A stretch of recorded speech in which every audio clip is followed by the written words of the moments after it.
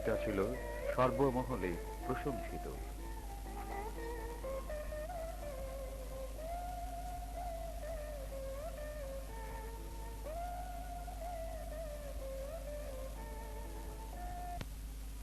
মাননীয় সদস্য জনাব অধ্যক্ষ আবুল কালাম মজুমদার, আপনার সময় 20 মিনিট এবং আমি জানি আপনি 20 মিনিটের মধ্যে শেষ করবেন। ধন্যবাদ মাননীয় স্পিকার। গত 24শে জানুয়ারি এই মহান সংসদে জেনারেল হোসেন মোহাম্মদ এরশাদ যে বক্তৃতা করেছেন তার উপর আলোচনা করার সুযোগ দেওয়াতে মাননীয় স্পিকার আমি আপনাকে ধন্যবাদ জানাচ্ছি। আমার বক্তব্য শুরু করার আগে আমি শ্রদ্ধা ভরে স্মরণ করছি বাঙালি জাতির জনক, হাজার বছরের শ্রেষ্ঠ বাঙালি জাতির জনক বঙ্গবন্ধু শেখ মুজিবের বিধি আত্মার প্রতি আমি শ্রদ্ধা নিবেদন করছি। 15 আগস্টের কালো রাত্রিতে বঙ্গবন্ধুর পরিবারের যারা শাহাদাত বরণ করেছেন, পরবর্তীতে জেলখানার অভ্যন্তরে 4 জন জাতীয় নেতা আত্মাহুতি দিয়েছেন এবং তারপরে সামরিক শাসন বিরোধী আন্দোলনে যারা শাহাদাত বরণ করেছেন সবার আত্মার প্রতি শ্রদ্ধা নিবেদন করে আমি আমার বক্তব্য শুরু করছি। মাননীয় স্পিকার, রাষ্ট্রপতি যে ভাষণ দিয়েছেন সেই ভাষণে কিছু কথা আছে, সেই কথাগুলি যদি বাস্তবের সঙ্গে মিল থাকতো, সেই কথাগুলির সঙ্গে যদি বাস্তবের সঙ্গে মিল খুঁজে পেতাম, আজকে তার বক্তৃতা সমালোচনা করার প্রয়োজন ছিল না। মাননীয় স্পিকার, আপনি দেখেছেন এই মহান সংসদে রাষ্ট্রপতি 31 পৃষ্ঠাব্যাপী যে ভাষণ দিয়েছেন তার 2য় পৃষ্ঠায় তিনি বলেছেন আমি আমার অঙ্গীকার রক্ষা করেছি। মাননীয় স্পিকার, আপনি জানেন এই রাষ্ট্রপতি ক্ষমতা দখলের সময় কি কথা বলে, একটি নির্বাচিত সরকারকে উৎখাত করে সামরিক ফরমান জারি করে তিনি সেদিন ক্ষমতা দখল করেছিলেন। ক্ষমতা দখল করে তিনি কি কথা বলেছিলেন জাতির সামনে, মাননীয় স্পিকার আপনার স্মরণ আছে। তিনি বলেছিলেন আমি সৈনিক, আমি জনগণের প্রতিনিধিদের কাছে ক্ষমতা হস্তান্তর করে ব্যারাকে ফিরে যাব। মাননীয় স্পিকার, তিনি কি ব্যারাকে ফিরে গিয়েছেন? তিনি ব্যারাকে ফিরে যান নাই। মাননীয় স্পিকার, ক্ষমতা হস্তান্তরের নামে তিনি বলেছিলেন 2 বছরের মাঝে ক্ষমতা হস্তান্তর করবেন। 2 বছর নয়, দীর্ঘ 5 বছর সামরিক শাসন জারি করে তার ক্ষমতা তো তিনি হস্তান্তর করে নিলেন। হস্তান্তর করতে হলে মাননীয় স্পিকার আপনি নিশ্চয়ই স্বীকার করবেন যে হস্তান্তরের জন্য 2টি পক্ষের প্রয়োজন। একজন হস্তান্তর করবেন, আরেকজন গ্রহণ করবেন। মাননীয় স্পিকার, দাতা এবং গ্রহীতা 2 জন ভিন্ন ব্যক্তি হবে, কিন্তু আমরা লক্ষ্য করেছি তিনি একই ব্যক্তি। 1982 সালে যিনি সামরিক ফরমান জারি করে ক্ষমতা দখল করেছিলেন, আজকে 1986 সালে 87 সালে একই ব্যক্তি ক্ষমতায় অধিষ্ঠিত আছেন, ক্ষমতা হস্তান্তর হয় নাই। ক্ষমতা হস্তান্তরের নামে তিনি ক্ষমতাকে হস্তগত করেছেন এবং কোন সামরিক শাসকেই কোনদিন মানুষের প্রতিনিধিদের কাছে, জনগণের প্রতিনিধিদের কাছে ক্ষমতা হস্তান্তর করে না। ক্ষমতা হস্তান্তরের নামে তিনি বিভিন্ন সময়ে জাতিকে মিথ্যা প্রতিশ্রুতি দিয়ে আজকে তিনি ক্ষমতা দখল করেছেন। বিভিন্ন সময়ে অসত্য ভাষণ এবং জাতির সঙ্গে বিভ্রান্তিকর উক্তি করে তিনি ক্ষমতা হস্তগত করেছেন। ক্ষমতা হস্তান্তর হয় নাই মাননীয় স্পিকার, ক্ষমতা হস্তগত হয়েছে। মাননীয় স্পিকার, আপনি জানেন তিনি বলেছিলেন দুর্নীতির বিরুদ্ধে জিহাদ ঘোষণা করেছেন। দুর্নীতিকে সমূলে উৎপাদন করার জন্য সেদিন সামরিক বাহিনীকে দেশের সর্বত্র রাজনৈতিক প্রশাসনিক কাজে সেদিন তিনি ব্যবহার করেছিলেন। দুর্নীতিকে উচ্ছেদ হয়েছে মাননীয় স্পিকার। দুর্নীতি আজকে সমাজের সর্বোচ্চ পর্যায়ে বিরাজ করছে। দুর্নীতি আজকে সমাজের রন্ধ্রে রন্ধ্রে প্রবেশ করেছে। দুর্নীতি আজকে সমগ্র জাতিকে আজকে ধ্বংস করে দেওয়ার জন্য সর্বস্তরে আজকে দুর্নীতির প্রসার লাভ করেছে। মাননীয় স্পিকার, যেখানে যায় অফিস আদালত, যেখানে যে কাজের জন্য বাংলার মানুষ চায় ঘুষ ছাড়া কাজ হয় না। মাননীয় স্পিকার, আজকে দুর্নীতির প্রসার ঘটেছে। তিনি বলেছিলেন উৎপাদনের রাজনীতিতে তিনি বিশ্বাস করেন। 1975 সালে জাতির জনকের হত্যার পরে এমনি করে যারা সামরিক শাসনে দেশে এসেছেন তারা উৎপাদনের কথা বলেছেন, খাল কাটার বিপ্লবের কথা বলেছেন, উৎপাদনের সহায়ক শক্তিকে কোনদিন তারা সহায়তা করেন নাই। মাননীয় স্পিকার, উৎপাদন জাতির জন্য অবশ্যই, উৎপাদন বৃদ্ধি করা জাতির জন্য অপরিহার্য। উৎপাদন বৃদ্ধি ছাড়া আমার দেশের উন্নতি আসতে পারে না, এই কথা আমরা বিশ্বাস করি। কিন্তু উৎপাদন বৃদ্ধি করার জন্য যে সমস্ত উপকরণের প্রয়োজন সেই উপকরণ সহজলভ্য না করলে উৎপাদন বৃদ্ধি পায় না। কৃষকের অবস্থা মাননীয় স্পিকার আপনি জানেন। বঙ্গবন্ধু সরকারের আমলে স্বাধীনতার পরে আমরা বিনামূল্যে বৃত্তিমূল্য দিয়েছি, বিনামূল্যে কীটনাশক ঔষধ সরবরাহ করেছি, স্বল্প মূল্যে সার সরবরাহ করেছি, কৃষকদেরকে সুসংগঠিত করে উৎপাদন বৃদ্ধির লক্ষ্যে একটি সুপরিকল্পিত কৃষিনীতি প্রণয়ন করে বাংলাদেশের কৃষককে উৎপাদনে উৎসাহিত করেছি। কি হয়েছে মাননীয় স্পিকার?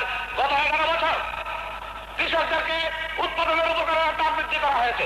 এই সংসদে কৃষিমন্ত্রী উত্তর দিয়েছেন 11 বছরে 12 বার সারের দাম বৃদ্ধি করা হয়েছে। বিনামূল্যের ডিপটিউবওয়েল 1,60,000 টাকা ধার্য করা হয়েছে। বিনামূল্যের কীটনাশক ঔষধ আজকে বাজারে দুষ্প্রাপ্য হয়ে গেছে। 200 টাকা, 300 টাকা, 500 টাকা পর্যন্ত কেজিতে বিক্রি করা হয়। এই কি উৎপাদন বৃদ্ধির নমুনা? উৎপাদন কৃষি ক্ষেত্রে বাড়ে নাই, উৎপাদন শিল্প ক্ষেত্রে বাড়ে নাই, উৎপাদন শিক্ষা ক্ষেত্রে বাড়ে নাই, উৎপাদন বেড়েছে একটি ক্ষেত্রে মাননীয় স্পিকার। সেই উৎপাদন মন্ত্রীর উৎপাদন বৃদ্ধি পেয়েছে মাননীয় স্পিকার। যেদিকে তাকায় মন্ত্রী কেবল হয় সন্তুষ্ট করার জন্য, দল গঠন করার জন্য মন্ত্রীর উৎপাদন বৃদ্ধি করে আজকে উৎপাদনের রাজনীতিকে ফলপ্রসূ করেছেন। মাননীয় স্পিকার, কৃষি ক্ষেত্রে ভর্তুকি হ্রাস করা হয়েছে। যেখানে কোটি কোটি টাকা খরচ করে বৈদেশিক মুদ্রা ব্যয় করে বিদেশ থেকে খাদ্য আমদানি করা হয়, কৃষকদের ভর্তুকি দেওয়া হয় না, সারের দাম বেড়ে যায়, কীটনাশক ঔষধের দাম বেড়ে যায়। কি হয়েছে মাননীয় স্পিকার? বাংলার কৃষক আজকে পাট উৎপন্ন করে কি অবস্থায় আছে আপনি জানেন। এই সরকারে গত বছর পাট উৎপাদিত হয়েছে 85 লক্ষ বেল। এবারকার পাট নীতিতে সেই লক্ষ্যমাত্রা সাব্যস্ত করা হয়েছে মাত্র 45 লক্ষ বেল। উৎপাদন কোথায় বৃদ্ধি পেয়েছে? পাট উৎপাদন চরমভাবে ব্যাহত হয়েছে। বৈদেশিক মুদ্রা অর্জনকারী এই সোনালী আঁশ আজকে বাংলার কৃষকের গলার ফাঁসে পরিণত হয়েছে মাননীয় স্পিকার। 1 মণ পাট বিক্রি করে একটা কাপড়ের কাপড় খরিদ করা যায় না। কৃষকরা তার মনের দুঃখে পাটের মুদ্রা লাগিয়ে ধ্বংস করে দিচ্ছে নিজের উৎপাদিত পাট। শিল্প ক্ষেত্রে উৎপাদন বাড়া নাই মাননীয় স্পিকার। মাননীয় শিল্পমন্ত্রী যখন বক্তব্য রাখছিলেন তখন আমার প্রত্যাশা ছিল শিল্প ক্ষেত্রে কথা তিনি উচ্চারণ করবেন। মাননীয় স্পিকার, এই সরকার ক্ষমতায় এসে সামরিক সরকাররাই দেশের উন্নয়নের লক্ষ্যমাত্রা স্থির করেছিলেন 7% 7 ভাগ উৎপাদন লক্ষ্যমাত্রা তারাই স্থির করেছিলেন। আজকে সেই উন্নয়নের লক্ষ্যমাত্রা নেমে এসেছে 3.8 ভাগে। কৃষি এবং শিল্প উৎপাদন 2.8 ভাগ থেকে নেমে 1 ভাগে নেমে এসেছে। সর্বক্ষেত্রে আজকে উৎপাদন হ্রাস পাচ্ছে। দ্বিতীয় পাঠশালা পরিকল্পনার সময় যে সমস্ত প্রকল্প গ্রহণ করা হয়েছিল মাননীয় স্পিকার, দ্বিতীয় পাঠশালা পরিকল্পনার সব বাস্তবায়ন তো হয় নাই। তার প্রায় 40% ভাগ পরিকল্পনায় পরিত্যক্ত হয়েছে। এর একমাত্র কারণ ছিল বৈদেশিক মুদ্রার সাথে বাংলাদেশের টাকার মূল্যবান অস্বাভাবিকভাবে হ্রাস পেয়েছে মাননীয় স্পিকার। আপনি জানেন 1974-75 সালে যেখানে বাণিজ্য ঘাটতির পরিমাণ ছিল 778 কোটি টাকা, 1985-86 সনে সেই বাণিজ্য ঘাটতির পরিমাণ দাঁড়িয়েছে 4,600 কোটি টাকা। মাননীয় স্পিকার, সামরিক শাসকরা এসে স্বনির্ভর অর্থনীতির কথা বলেন অর্থনীতিকে স্বনির্ভর করা হবে। মাননীয় স্পিকার, আপনি নিশ্চয় অবগত আছেন 1975-76 সালে আমার দেশের বৈদেশিক ঋণের পরিমাণ ছিল মাত্র 900 কোটি টাকা। সেই বৈদেশিক ঋণের পরিমাণ দাঁড়িয়েছে আজকে 20,000 কোটি টাকা। 20,000 কোটি টাকা বৈদেশিক ঋণ। 1975-76 সালে বৈদেশিক ঋণের উপর আমার দেশের নির্ভরশীলতা ছিল 25% ভাগ। আজকে বৈদেশিক ঋণের উপর নির্ভরশীলতা দাঁড়িয়েছে 85% ভাগ। পরনির্ভরশীল অর্থনীতি আমার দেশের মানুষের কোনো কল্যাণ আনতে পারে না। মাননীয় স্পিকার, সেই অর্থনীতি আজকে পরনির্ভরশীল। মাননীয় স্পিকার, আপনি জানেন আমাদের দেশের মুদ্রামান কত দাঁড়িয়েছে। 1974-75 সালে $1 মূল্য ছিল 8 টাকা 88 পয়সা, আর 1985-86 সালে দাঁড়িয়েছে 33 টাকা 50 পয়সা। কৃষি ক্ষেত্রে কৃষি উপকরণ ভর্তুকি প্রত্যাহার হয় নাই। আপনি এও জানেন মাননীয় স্পিকার, আমার দেশের ভূমিহীনের সংখ্যা কিভাবে বৃদ্ধি পেয়েছে। 1975-76 সালে যেখানে ভূমিহীনের সংখ্যা ছিল 35% ভাগ, আজকে সেখানে ভূমিহীনের সংখ্যা দাঁড়িয়েছে 68 থেকে 70 ভাগ। কোথায় উন্নতি হয়েছে মাননীয় স্পিকার? উন্নতি কোথাও হয় নাই। উন্নতি নামে আজকে গত 5 বছর দেশের মানুষকে প্রগতির চাকাকে পেছনের দিকে ঠেলে দেওয়া হয়েছে। প্রকল্প গ্রহণ করা হয় মাননীয় স্পিকার। আপনি জানেন এই দেশে কোটি কোটি টাকা বৈদেশিক ঋণ অনুৎপাদনশীল খাতে ব্যয় করা হয়। আমি একটি পত্রিকার কথা আপনাকে বলছি, 50 ভাগের বেশি প্রকল্প মানুষের কাজে লাগে না। প্রকল্প গ্রহণ প্রণয়ন এবং বাস্তবায়ন ব্যর্থতা এবং দীর্ঘসূত্রিতায় উদ্বেগ প্রকাশ করিয়া তিনি বলেন, বর্তমান অবস্থা চলিতে থাকিলে দেশে দারিদ্র্য আরো বৃদ্ধি পাইবে, সামাজিক বিপ্লব অনিবার্য হইয়া পড়িবে।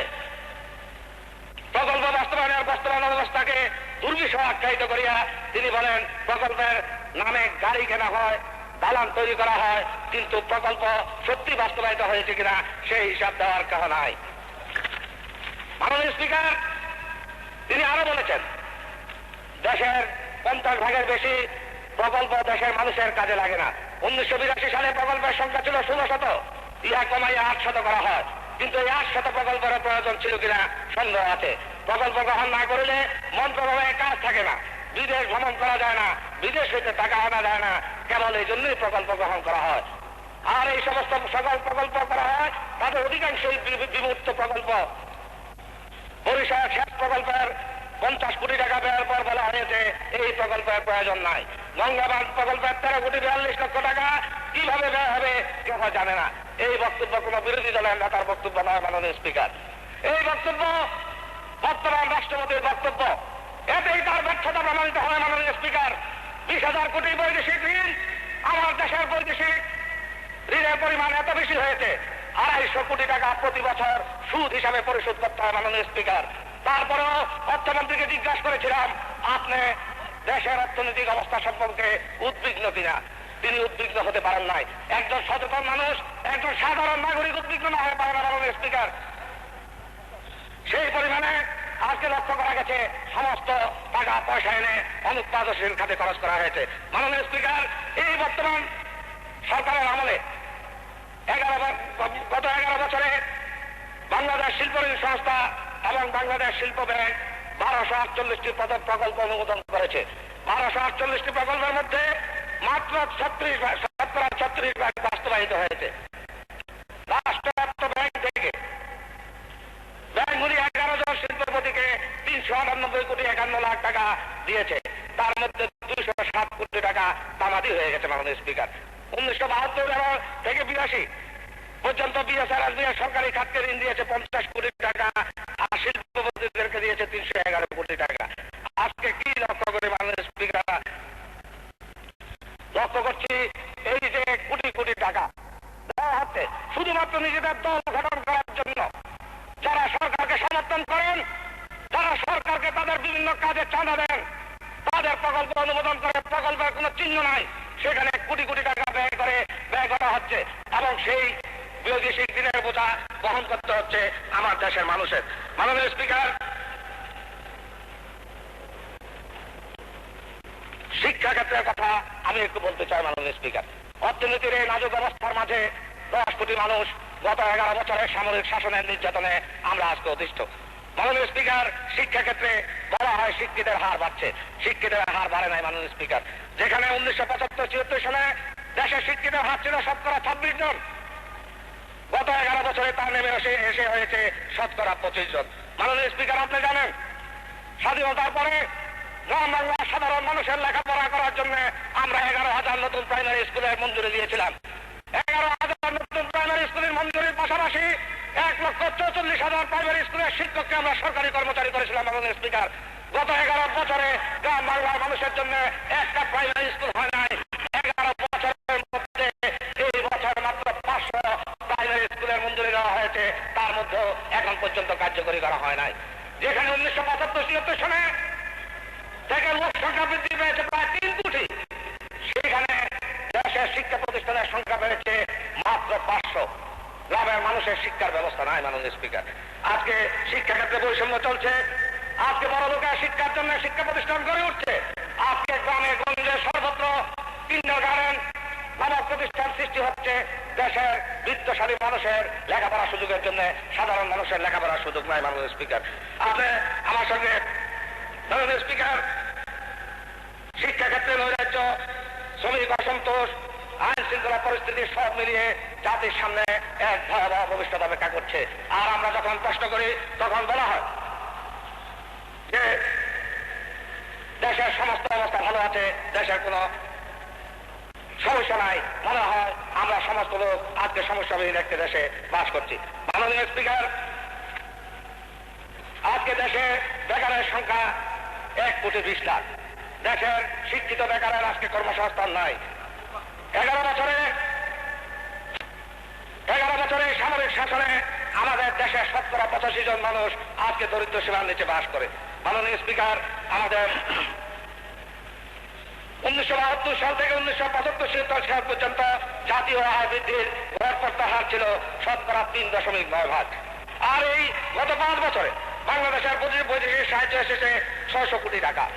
এই বৈদেশিক সাহায্য, এটা বৈদেশিক ঋণ নয়। 1982-83 সাল থেকে 1985-86 সাল পর্যন্ত গড়পড়তা $120 কোটি সাহায্য এসেছে। সরকারি হিসাবে টাকার অঙ্কের এই পরিমাণ 16,000 কোটি টাকা। অথচ বার্ষিক আয় বৃদ্ধির গড়পড়তা হার 0.04 রকম। 1980-86 সাল সময়ে বৈদেশিক মুদ্রা অর্জনের হার ছিল $134 কোটি, যার $82 কোটি এসেছে বৈদেশিক আয় থেকে এবং $52 কোটি এসেছে বিদেশে কর্মরত বাঙালিদের উপার্জিত আয় থেকে। অথচ তারপরও জাতীয় আয় বৃদ্ধির হার কমে গেছে সামরিক শাসকদের ক্ষমতা দখলের পর থেকে। এমনি ভাবে বৈদেশিক স্বনির্ভর অর্থনীতির স্লোগান তুলল 75 সালের পূর্ব থেকে বৈদেশিক বীজের উপর আমাদের নির্ভরশীলতা বেড়েছে 25% থেকে 85%। এই অবস্থার মধ্যে দেশ চলছে। মাননীয় স্পিকার, আমি আপনার কাছে সবিনয় অনুরোধ করতে চাই, মাননীয় মন্ত্রী সাহেবরা যার যার মন্ত্রণালয়ের জবাব দিয়েছেন, সেখানে কোথাও কোনো সমস্যার কথা বলেন নাই। একটি মাননীয় স্পিকার, আজকে দেশে দ্রব্যমূল্যের কথা আমাকে একটু উল্লেখ করতে হয়। আপনারা জানেন মাননীয় স্পিকার, 1975 সালে বঙ্গবন্ধুকে হত্যা করার পরে এক শ্রেণীর মানুষ বলেছিলেন চালের দাম বাড়াতে বঙ্গবন্ধুকে হত্যা করা হয়েছে। সেদিন এক সের চালের দাম ছিল 4 টাকা থেকে 4.5 টাকা। আজকে মাননীয় স্পিকার কি হয়েছে? চালের শেয়ার 12 টাকা হয়েছে। আজকে কৃষক যা উৎপন্ন করে তা পানির দামে বিক্রি করে, আর কৃষক যা খরিদ করে তা আগুনের দামে খরিদ করে। মাননীয় স্পিকার, সাধারণ সৃষ্টির মানুষ বাজারে গেলে আজকে পকেটে হাত লাগিয়ে কপালে হাত ওঠে। মাননীয় স্পিকার, সমস্ত দেশের আজকে যারা নির্দিষ্ট আয়ের মানুষ তারা আজকে দুর্বিষহ জীবনযাপন করছে। দ্রব্যমূল্য কতগুণ বৃদ্ধি পেয়েছে মাননীয় স্পিকার। 1972-73 সালে 5 টাকা দিয়ে একটা ইলিশ মাছ খরিদ করে মাননীয় স্পিকার বাজার থেকে যাওয়ার সময় শান্তি কমিটির চেয়ারম্যান সাহেব বলতেন ইলিশ মাছটার দাম কত? বলা হতো এটা 5 টাকা। সঙ্গে সঙ্গে জবাব দিতেন আওয়ামী লীগের লোকেরা সমস্ত ইলিশ মাছ ভারতে পাচার করে দেয়। মাননীয় স্পিকার, আজকে একটা ইলিশ মাছের দাম কত হয়েছে? আজকে একটা ইলিশ মাছের দাম 50, 60, 70, 80 টাকা। আজকে তো আওয়ামী লীগ ক্ষমতায় নাই, ভারতে তো পাঠায় না। 1972-73 সালে 1 সের মাংসের দাম ছিল 6 থেকে 8 টাকা। আজকে 1 সের মাংসের দাম মাননীয় স্পিকার 60 থেকে 70 টাকা। ভারতে তো গরুর মাংস পাচার করা হয় না। মাননীয় স্পিকার, আজকে এমনি ভাবে সমস্ত দ্রব্যমূল্য ক্ষমতার বাইরে চলে গেছে। সাধারণ মানুষ আজকে দুর্বিষহ জীবনযাপন করছে। আমরা চাই 1982 সালে নয়, 1975 সালের পর থেকে এই দেশের সামরিক শাসন জারি করে মানুষের কল্যাণের কথা বলা হলো।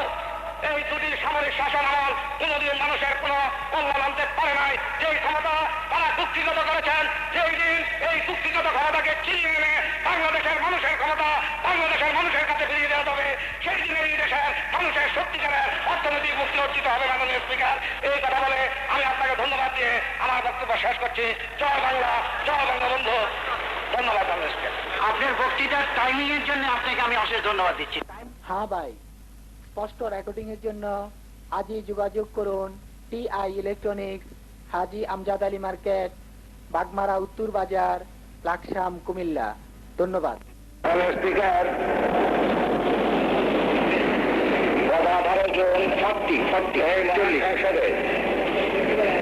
এই মহান সংসদে মাননীয় অর্থমন্ত্রী 1987-88 সালের যে প্রস্তাবিত বাজেট উত্থাপন করেছেন তার উপর সাধারণ আলোচনা অংশগ্রহণ করতে আমাকে সুযোগ দেওয়ার জন্য আপনাকে আন্তরিক ধন্যবাদ জানাচ্ছি। মাননীয় স্পিকার, এই সরকারের আমলে আরো 5টি জাতীয় বাজেট পেশ করা হয়েছে। এবারে সর্বপ্রথম জাতির আগামী 1 বছরের আয় ব্যয়ের হিসাব সার্বিকভাবে বাজেট উত্থাপিত হয়েছে মহান জাতীয় সংসদে। মাননীয় স্পিকার, আপনি এই কথা জানেন, গত বছর জাতীয় নির্বাচন সম্পন্ন হওয়ার পরে এই সংসদের মাননীয় সংসদ সদস্যরা নির্বাচিত হওয়ার পরেও এক দুর্ভূত কারণে গত অর্থ বছরে জাতীয় বাজেট সংসদে উত্থাপিত হয় নাই। আমি বুঝতে পারি না, যখন দেশে নির্বাচিত সরকার ছিল না তখন হয়তোবা কোনো কারণে জাতীয় সংসদে বাজেট উত্থাপন সম্ভব হয়নি। কিন্তু বিগত অর্থ বছরে একটি নির্বাচিত সংসদ ছিল এবং সেই নির্বাচিত সংসদের মাননীয় সদস্যরা নির্বাচিত হয়েছিলেন, দুর্ভূত কারণে সংসদে বাজেট উত্থাপিত হয় নাই। তার জন্য আমি অত্যন্ত দুঃখ প্রকাশ করছি আপনার মাধ্যমে। আমি নিন্দা জ্ঞাপন করছি যে একটি নির্বাচিত সংসদ থাকা সত্ত্বেও 1986-87 সনে অর্থ বছরের বাজেট এই সংসদে উত্থাপিত হয় নাই। মাননীয় স্পিকার, বাজেট তৈরি করা, বাজেট উত্থাপন করাই বড় কথা নয়। বাজেট কিভাবে বাস্তবায়িত হয়, প্রতি বছর একটি জাতির অর্থনৈতিক কর্মকাণ্ডে বাজেট কি প্রতিফলন রাখে এবং জাতি কি পরিমাণ অর্থনৈতিক অগ্রগতি সাধিত হয়, কিভাবে বাস্তবায়িত হয়, কারা বাস্তবায়িত করে, সেটাই বাজেটের সত্যতা। মাননীয় স্পিকার, আমরা লক্ষ্য করেছি বিগত জীবনে যখন এই বাজেট গৃহীত হয়েছে, সংসদে আলোচনা হয়েছে, সেই বাজেট গৃহীত হয়েছে, কিন্তু পরবর্তী সময়ে সেই বাজেটের খাতগুলি ঠিক রাখা সম্ভব হয় নাই। সেই খাতে যেই বরাদ্দ ছিল সেই খাতে সেই বরাদ্দের মাফিক ব্যয় না করে উৎপাদনশীল খাতের ব্যয় অনুন্নয়ন খাতে ব্যয় করা হয়েছে। যেই খাতের ব্যয় সেই খাতে ব্যয় করা হয় নাই, ফলে পরবর্তী সময়ে বছরের শেষান্তে একটি সম্পূরক বাজেটকে আমাদের অনুমোদন দিতে হয়েছে। অনুরূপভাবে এই বছরে আমাদের সামনে এসেছে একটি সম্পূরক বাজেট। গত বছর যেই খাতে যত টাকা বরাদ্দ করা হয়েছিল সেই খাতে সেই টাকা ব্যয় করা হয় নাই। সম্পূরক বাজেটের মাধ্যমে আমাদেরকে সেই অনুমোদন দিতে হবে। প্রতি বছরেই দেখা যায় বাজেটের লক্ষ্য, উদ্দেশ্য, লক্ষ্যমাত্রা সকল পরিকল্পনা আমাদের ব্যর্থতায় পর্যবসিত হয়, কল্পনায় পর্যবসিত হয় সকল ধরনের পরিকল্পনা। মাননীয় স্পিকার, আপনি এই কথাও জানেন যে আমরা এই সংসদে বসে তারা আজকে সংসদে জাতীয় বাজেট সম্পর্কে আলোচনা করছি। সেই বাজেটের অনুমোদন দিবেন এক ব্যক্তি যার ক্ষমতা অপরিসীম, যিনি ইচ্ছে করলে যে কোনো সময় যে কোনো সিদ্ধান্তকে পাল্টে দিতে পারেন। আমরা এমন একটি শাসন ব্যবস্থার অধীনে এই অর্থনৈতিক বিষয়ে আমরা আলোচনা করছি, মাননীয় অর্থমন্ত্রী আমার সঙ্গে একমত হল।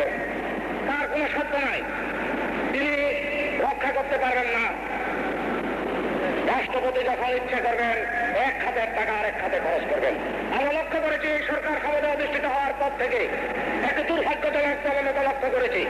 যখন যেখানে রাষ্ট্রপতি হেলিকপ্টারে উড়ে গিয়ে জবাবধ্বনি পেয়েছেন বুলেট মালায়, তখন যেখানে তাকে ঢেকে দেওয়া হয়েছে সেখানে অর্থ বরাদ্দ করা হয়েছে।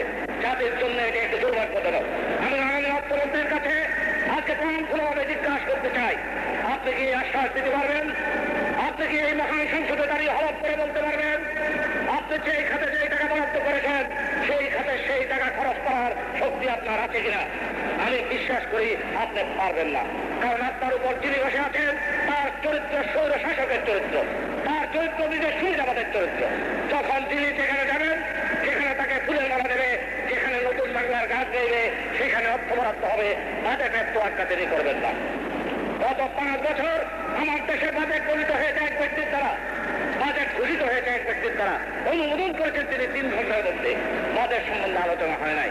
বাজেট ছিল রাষ্ট্রপতির হেলিকপ্টারের পেছনে, যেখানে তিনি গিয়েছেন বাংলাদেশের বাজেট সেখানে গিয়েছে, সেখানে তিনি অর্থ ব্যয় করেছেন। ফলে আজকে অর্থমন্ত্রীকে এই সংসদে দাঁড়িয়ে ব্যর্থতা স্বীকার করতে হয়। অর্থমন্ত্রীর বাজেট বক্তৃতা আর কিছু নয়, একদম ব্যর্থ অর্থমন্ত্রীর স্বীকারোক্তি একের পর এক তিনি করে গেছেন। তিনি বলেছেন উন্নয়ন সম্ভব হয় নাই, প্রবৃদ্ধির হার অর্জিত হয় নাই, মুদ্রাস্ফীতি রোধ করা সম্ভব হয় নাই, কৃষি এবং শিল্প খাতে অগ্রগতি সাধিত হয় নাই। সকল ক্ষেত্রে ব্যর্থতার আভাস তিনি দিয়েছেন।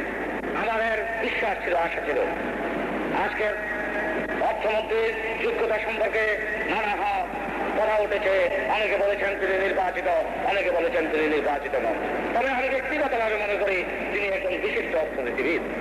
তার কাছ থেকে আমাদের প্রত্যাশা আছে, তিনি যোগ্য ব্যক্তি ছিলেন এবং আমাদের সরকারের আমলে অর্থ মন্ত্রণালয়ের সচিবের দায়িত্ব পালন করেছেন।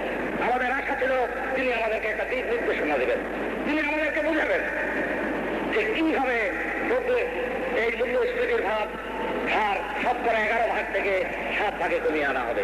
তিনি উল্লেখ করেছেন আমাদের মূল্যস্ফীতি 11 ভাগ, তার থেকে আমরা আগামী 1 বছরে সেটাকে কমিয়ে 7 ভাগে আনবো। কোন দিক নির্দেশনা নাই, কি পদক্ষেপ তিনি নিচ্ছেন যার ফলে 11 ভাগ থেকে 7 ভাগে কমে আসবে। মাননীয় স্পিকার, আপনি জানেন এই সামরিক শাসক ক্ষমতা এসে বড় গলায় হেলিকপ্টারে চড়ে গিয়ে জনসমুদ্রের সামনে বক্তৃতা করে বলেছেন জাতীয় প্রবৃদ্ধির হার 7 ভাগ করা হবে। এই জাতির 6 বছর যাবত 5 বছর যাবত অপেক্ষা করেছে জাতীয় প্রবৃদ্ধির হার 7 ভাগ তো দূরের কথা, 4.4 ভাগ অর্জিত হয়েছে। 7 ভাগের লক্ষ্যমাত্রা মাত্র 4 ভাগে উন্নীত হয়েছে। গত বছর বাজেটও এই প্রবৃদ্ধির হার 5.2 ভাগ নির্ধারিত হয়েছিল। জাতীয় প্রবৃদ্ধির হার বাড়ে নাই। অনুন্নয়ন খাতে প্রতি বছরে বলা হয় অনুন্নয়ন খাতে ব্যয় হ্রাস করা হবে। দুর্ভাগ্যজনক ভাবে হলো আজকে অর্থমন্ত্রী স্বীকার করেছেন অনুন্নয়ন খাতে 13 ভাগ ব্যয় বৃদ্ধি হয়েছে। উন্নয়ন খাতের টাকা অনুন্নয়ন খাতকে খরচ করা হয়েছে। কিভাবে আজকে অগ্রাধিকার খাত সাব্যস্ত হবে তার কোন দিক নির্দেশনা নাই। কিভাবে এই ক্রমবর্ধমান পরনির্ভরশীলতা জাতির জীবন থেকে কমে আসবে, কিভাবে আমরা আত্মনির্ভরশীলতা অর্জন করবো, কিভাবে আমরা আস্তে আস্তে নিজের পায়ে দাঁড়াতে পারবো। স্বাধীনতার 16 বছর পরে আজকে প্রশ্ন উঠেছে।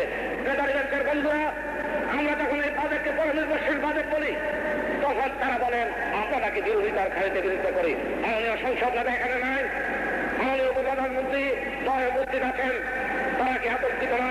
আমার দেশের আজকে বৈদেশিক নির্ভরশীলতা দাঁড়িয়েছে 85 ভাগ। শুধু বিরোধী দলের জন্য আতঙ্কের বিষয় নয়, আপনারা যারা সরকারি দলের সদস্য আছেন আপনাদেরকে একটু আতঙ্ক সৃষ্টি হয় না? একটি জাতির 100 ভাগের 85 ভাগ টাকা বিদেশের উপর নির্ভর করতে হয়, তাদের খেয়াল খুশি মতো আমার দেশের অর্থনীতি নিয়ন্ত্রিত হয়। অনেকেই বলেছেন 72-73 সাল থেকে আমার এক মাননীয় সদস্য বলেছেন আগের বাজেটগুলির আগে আমরা দেখি নাই। মাননীয় স্পিকার, আপনি আমার সঙ্গে একমত হবেন। আপনি সেদিন আমাদের সঙ্গে ছিলেন। আমাদের 1972-73 সালের যে বাজেট আমরা প্রণয়ন করেছিলাম সেই বাজেটের উপর বৈদেশিক ঋণের নির্ভরশীলতা ছিল 25 ভাগ। 25 ভাগ বৈদেশিক ঋণের নির্ভরশীলতা নিয়ে আমরা সেদিন অর্থ বছরের বাজেট পেশ করেছিলাম। আস্তে আস্তে সেই পরনির্ভরশীলতা বাড়তে বাড়তে গত 86-87 সালে এই পরনির্ভরশীলতা ছিল 83 ভাগ। এই বছর হয়েছে 85 ভাগ। তারপরে এই বাজেটকে আমরা পরনির্ভরশীল বাজেট বলতে পারবো না, আমরা নাকি বিরোধিতার খাতিরে বিরোধিতা করি। এটা কেমন যুক্তি হতে পারে? মাননীয় স্পিকার, আপনি বিচার করে দেখবেন। 85 ভাগ এই বৈদেশিক নির্ভরশীলতা থেকে আমরা কিভাবে মুক্তি পাবো সেই কথা তিনি বলেন নাই। মাননীয় স্পিকার, বাজেট কোনো বিচ্ছিন্ন জিনিস নয়। বাজেট ইন্ডিয়ান ডেভেলপমেন্ট প্রোগ্রামের একটি অংশ, বাজেট পঞ্চবার্ষিকী পরিকল্পনার একটি অংশ। আমাদের তিনটি পরিকল্পনা 5 পরিকল্পনা ব্যর্থ হয়েছে, মাননীয় মন্ত্রী সে কথা স্বীকার করেছেন। এই পঞ্চবার্ষিকী পরিকল্পনা ব্যর্থ হওয়ার কারণে আমার দেশের অর্থনৈতিক অগ্রগতি হচ্ছে না, আমার দেশের অর্থনৈতিক সম্পদ আসছে না, আমার দেশের জাতীয় আয় বৃদ্ধি পাচ্ছে না, আমার দেশের মানুষের অর্থনৈতিক শক্তি পাচ্ছে না, আমার দেশের সাধারণ মানুষের অর্থনৈতিক মুক্তি আসছে না। স্বাধীনতার পর থেকে অদ্যাবধি আমরা মানুষকে অর্থনৈতিক মুক্তি দিতে পারি না। মাননীয় স্পিকার, কিভাবে আমাদের হবে? যখন এই শিল্পনীতি ঘোষণা করা হয় তখন এই কোটি কোটি টাকা শিল্প খাতে ব্যয় করে বলা হয় শিল্পের জন্য উদার হয়ে সরকার শিল্পায়নের ব্যবস্থা করছেন। স্বীকার করেছেন শিল্প খাতে প্রবৃদ্ধি বাড়ে নাই, কৃষি খাতে উৎপাদন বাড়ে নাই। তাহলে কি হয়েছে? আমরা কোথায় যাচ্ছি? আজকে জাতি এক ভয়ঙ্কর অবস্থার মাঝে একের পর এক আমরা দিন কাটাচ্ছি। মাননীয় স্পিকার, আপনি জানেন যখনই আমরা খাতের কথা বলি মাননীয় অর্থমন্ত্রী কিংবা মাননীয় মন্ত্রীরা এই খাতকে বলেন যে অগ্রাধিকার খাত মঞ্জুরি হবে। বক্তৃতা যখন করেন তখন তারা বলেন যে অগ্রাধিকার খাত হবে কৃষি, শিক্ষা, জনসংখ্যা নিয়ন্ত্রণ, এই ইত্যাদি খাত হবে অগ্রাধিকার খাত। কিন্তু বাস্তব পক্ষে সেই অগ্রাধিকার খাত তখন আর থাকে না। সারা বছর যখন শিক্ষা খাতে 775 কোটি টাকা, প্রতিরক্ষা খাতে 768 কোটি টাকা, মাত্র 7 কোটি টাকা কম। প্রতিরক্ষা খাতে 7 কোটি টাকা কম। মাননীয় স্পিকার, সেখানে আছে প্রতিরক্ষা খাতে 7 কোটি টাকা শুরু করে থাকের মধ্যে আছে রেশনে ভর্তুকি, রাস্তাঘাট নির্মাণ, অন্যান্য সুযোগ সুবিধা। ওইগুলি যোগ করলে দেখা যাবে শিক্ষা খাত সর্বোচ্চ খাত নয়, এই বাজেটের মধ্যে প্রতিরক্ষা খাত সর্বোচ্চ খাত। গত বছর প্রতিরক্ষা খাতের যে টাকা বরাদ্দ করা হয়েছিল মাননীয় স্পিকার, আজকে সংশোধিত বাজেটে আছে 77 কোটি টাকা তার থেকে বেশি খরচ করতে। আর এই বছর আল্লাহ গফুর রব্বিল আলামিনও জানে কত টাকা নিয়ে যায়, তার কোনো হিসাব নাই। তাহলে লুকোচুরি করেন কেন? যেই খাতে বেশি টাকা সেই কথাই বলেন। রাস্তা যখন নামছেন ভুলটার ভয় কি? প্রতিরক্ষা খাত, সর্বোচ্চ খাত, এই কথা স্বীকার করছেন না কেন? এই কথা স্বীকার করছেন না আমাদেরকে ফাঁকি দেওয়ার জন্য। বাস্তব পক্ষে সর্বোচ্চ বরাদ্দ হয়েছে প্রতিরক্ষা খাতে, শিক্ষা খাতে নয়। আজকে কথা উঠেছে কর বিকল্প কর কি হবে? আমরা করের বিরোধিতা করি না মাননীয় স্পিকার। আমরা বলেছিলাম এই 416 কোটি টাকা করের বোঝা কে বহন করবে? কোন শ্রেণীর মানুষের উপরে 416 কোটি টাকা পেয়ে আসবে? এ কি গ্রামের গরিব দিবে, নাকি এ কি পুঁজিপতিরা দেবে, নাকি একে এই পুঁজিপতিরা যারা কালো টাকা অর্জন করেছে তারা দেবে? কষ্ট সেখানে 416 কোটি টাকার আয়ের মধ্যে স্বাস্থ্য খাতে 1 টাকা 2 টাকা 3 টাকা করে দিলে মাননীয় স্পিকার 1412 কোটি 51 লাখ টাকা মাত্র আসে।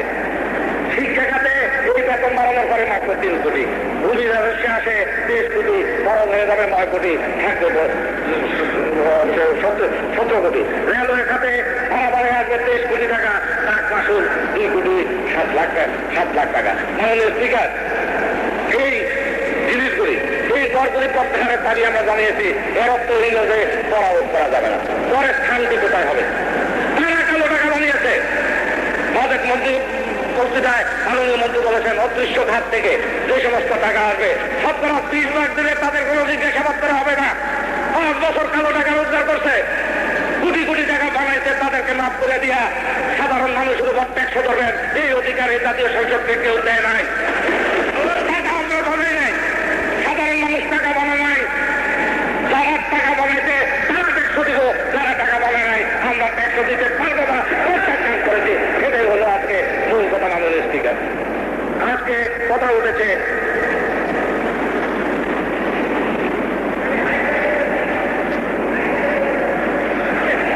মাননীয় স্পিকার,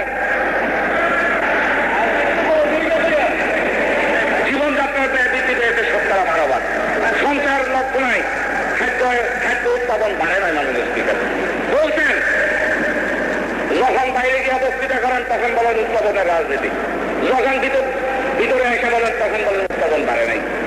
যখন বাইরে যাবেন তখন বলেন যে কথার রাজনীতি আমরা করি না, আমরা কাজের রাজনীতি করি। এই নাকি কাজ আপনাদের। গত 2 বছরের মধ্যে খাদ্য উৎপাদন 100 টাকা বাড়ে নাই। খাদ্য উৎপাদনের লক্ষ্যমাত্রা ধরা হয়েছে যে 174 লক্ষ টন, উৎপন্ন হয়েছে 165 লক্ষ টন। উৎপাদন কি বাড়বে না মাননীয় স্পিকার? উৎপাদন তো স্টেট লেভেলের গুলি না যে টিকারের মধ্যে টিকা দিলে ফটাফট বেরিয়ে যাবে। এটা স্টেট লেভেলের গুলি না মাননীয় স্পিকার।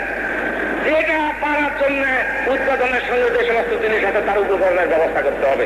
দুর্ভাগ্য মাননীয় স্পিকার, আমাদের বিনামূল্যে বিদ্যুৎ, বিনামূল্যে পাওয়ার পান শুধু দেয় নাই, ড্রাইভারের বেতনটা আওয়ামী লীগ সরকারের আমলে দেওয়া হয়েছে। যন্ত্রটা ভাঙলে তার খুচরা যন্ত্রাংশরা সরবরাহ করা হয়েছে। আমরা নাকি পল্লী বন্ধু হইতে পারলাম না মাননীয় স্পিকার। কীটনাশক ঔষধ বিনামূল্যে পাওয়া গেছে। আজকে কীটনাশক ঔষধ একজন মানুষ খাইয়া মুক্ত হইল 50 টাকার কমে কীটনাশক ওষুধ খেলে মানুষ মারা যায় না মাননীয়।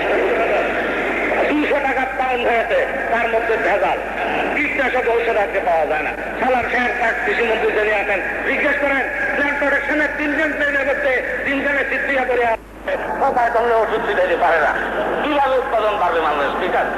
উৎপাদন পারবে না। উৎপাদন কৃষিক্ষেত্রে বাড়াতে হলে উৎপাদনের উপকরণ সরবরাহ করতে হবে। আজকে ছোট কৃষক সেচ প্রকল্পের সদস্য হতে পারে না। আজকে ছোট কৃষক ডিপটিউবওয়েল কিনতে পারে না। বিনামূল্যে ডিপটিউবওয়েল 1,65,000 টাকা দাম হয়েছে। বড় লোকেরা কিনে পানি বিক্রি করে, গ্রামে গ্রামে ওয়াটার কিন সৃষ্টি হয়েছে। আজকে শোষণ চলছে, সেখানে ওয়াটার কিনলে পানি বিক্রি করে। 1 বিঘা জমিতে পানি দিতে হলে 200 থেকে 300 টাকা হয়। আমরা করছিলাম সমবায় সমিতির মাধ্যমে পাওয়ার পাম্পার ডিপটিউবওয়েল নেবে। মাননীয় স্পিকার, তারপরে বলা হয় যে কৃষির উৎপাদন বাড়ছে, কৃষকের বন্ধু, তারা কৃষকদের উৎপাদন দেবে। কৃষক যেটা উৎপন্ন করে মাননীয় স্পিকার পানির দামে বিক্রি করে, কৃষক যেটা কেনে সেটা আগুনের দামে খরিদ করে। মাননীয় স্পিকার, একজন আসরউদ্দিন সাহেব বলছেন বক্তৃতা দেওয়ার সময় যে তিনি প্রকৌশলী, পেশাগত দিক থেকে তিনি তাদেরটাকে দেখেছেন অর্থনীতির ছাত্র না। আমি ব্যক্তিগত জীবনে অর্থনীতির ছাত্র এবং অর্থনীতির ছাত্র হিসেবে একবারে খারাপ ছাত্র ছিলাম না। তিনি আমাদেরকে বলেছেন যে কিভাবে আপনারা দেশ চালাবেন, কোন পত্রিকা আসবে, আপনারা এগুলি বলেন, বিকল্প একটা প্রস্তাব যদি দিতে পারেন। মুরব্বীদের সঙ্গে আলাপ করে কথা বলছেন, মানে তিনি যদি তার দায়িত্বে বলছেন বলেন।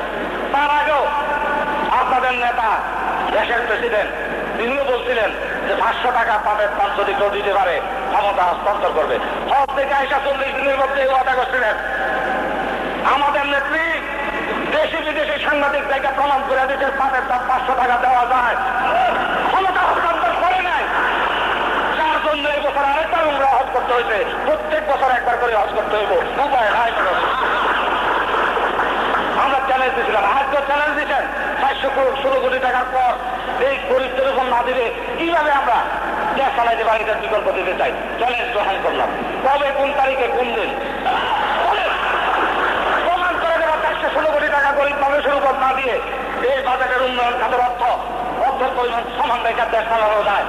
এই কথা প্রমাণ যদি না করতে পারি, আমরা কথা দিলে কথা রাখি, জাতীয় সংসদের সদস্য পদ থেকে ইস্তফা দেব। কিন্তু কথায় কথা বলবেন না মাননীয় স্পিকার। 415 কোটি টাকার পর এই 1 টাকা 2 টাকা 3 টাকা না দিলে সরকার চলবে না। সামনে দিয়া মশা গেলে বড় লাগে, পেছন দিক দিয়ে হাতি গেলে টের পান না, পেছন দিক দিয়ে হাতি গেলে টের পান না। 5 বছর ধরে দেশের অর্থনীতির রাজ্যের দেউলিয়া অর্থনীতিতে পরিণত করা হয়েছে। আজকে কথা কথা বলা হয়েছে, এতদিন বলা হয়েছে যে রাষ্ট্রীয়করণ করে শিল্প কলকারখানাগুলি আটকে রাখা চলে।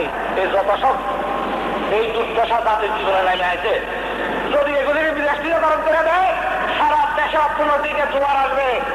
সেই জোয়ার দিয়ে খালে মিলে দিয়ে ক্ষীরের নহর বসবে, আর দেশের 10 কোটি মানুষ ক্ষীর দুলে দুলে কেবল খাবে। বিরাষ্ট্রীয়করণের একমাত্র সমস্যা, সেটাই বলা হয়েছিল।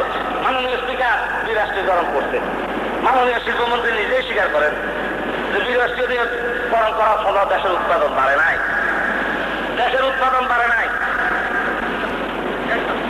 সরাসরি শিল্পায়নের জন্য বলেন যে দেশ শিল্পায়িত হবে। মধু সাহেব বলার সময় অত্যন্ত সুন্দরভাবে বলেন, ব্যাকগ্রাউন্ড আছে সুন্দর করে বলা। যে কোনো কথা বললে এটা শোনার সময় অত্যন্ত শ্রুতি মধুর। শিল্পনীতি যখন ঘোষণা করেন তখন কারো সাধ্য নাই, পত্রিকা শোনার সময় বোঝা যাবে যে সারা দেশ শিল্পায়িত হয়ে যাইতেছে। মধু সাহেব বলার সময় অত্যন্ত সুন্দরভাবে বলেন, ব্যাকগ্রাউন্ড আছে সুন্দর করে বলা।